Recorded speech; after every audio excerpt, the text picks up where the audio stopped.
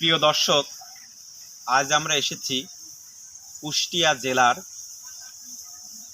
খোকসা উপজেলার হিজলাবট গ্রাম। এটি একটি বর্ধিষ্ণু ও ঐতিহ্যবাহী একটি গ্রাম। আমার পিছনের যে অংশ আপনারা দেখতে পাচ্ছেন, ঝোপঝাড় জঙ্গলে ভরপুর যে অংশটি, সেটিকে ঘিরেই মূলত আমরা আজকে আপনাদেরকে দেখাবো আমরা কেন এখানে অবস্থান করছি। আপনারা হয়তো ক্যামেরায় দেখতে পেয়েছেন ইতিমধ্যেই যে যে অংশটা দেখতে পাচ্ছেন একটি প্রাচীন স্থাপনা। এই প্রাচীন স্থাপনাটি মূলত একটি নীলকুঠি। আপনারা যে ইতিহাসে নীল বিদ্রোহের যে ঘটনাবলী সম্পর্কে জানেন এবং নীল চাষীদের উপর যে অবর্ণনীয় অকথ্য নির্যাতন নিপীড়নের যে ইতিহাস আপনারা জানেন, তারই তাদের সাক্ষী হিসেবে এই নীলকুঠিটি আজও দাঁড়িয়ে আছে।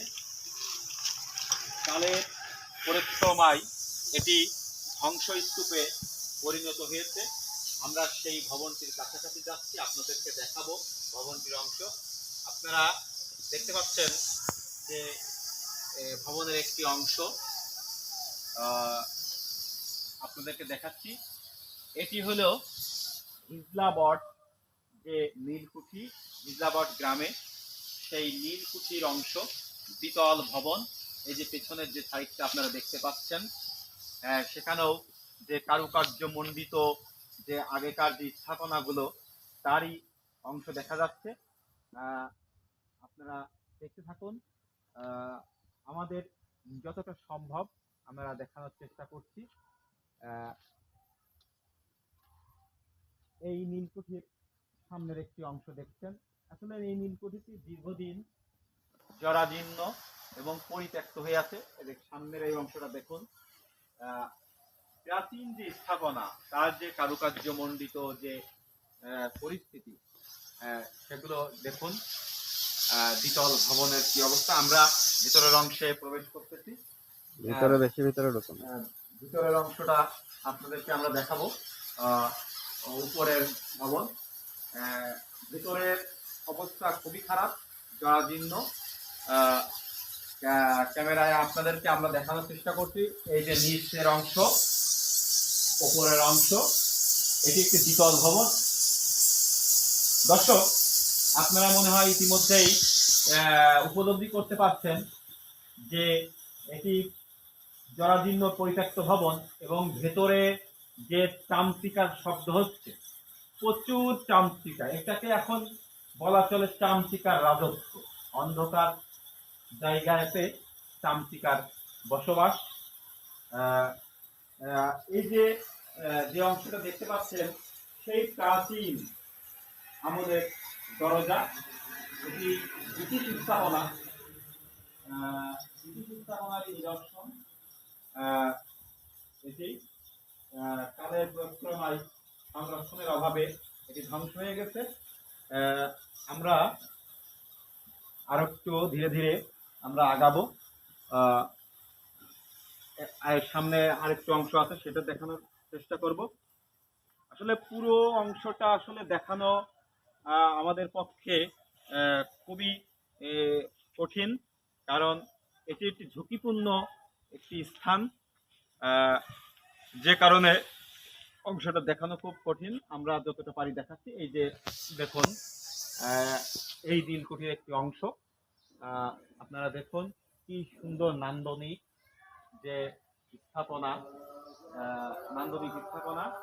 তো আপনারা সেগুলো দেখছেন। দর্শক, দেখতে থাকুন। আমরা যতটা পারি আপনাদেরকে দেখানোর চেষ্টা করব। পুরোটা যে অংশ, পুরো অংশটাই আসলে জঙ্গলে পরিপূর্ণ, গাছপালায় পরিপূর্ণ, পরিত্যক্ত একটি কুঠি বাড়ি, নীলকুঠি।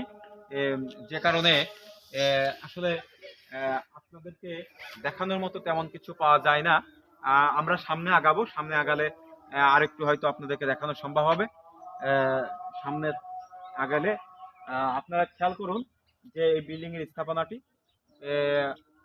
আমরা আহ, এটি একটি গুরুত্বপূর্ণ স্থাপনা এবং ঐতিহাসিক স্থান, যে আহ, এটা আসলে আহ, যতটুকু এখনো আছে অবশিষ্ট, সরকারিভাবে এই স্থাপনাটি সংরক্ষণ করা উচিত।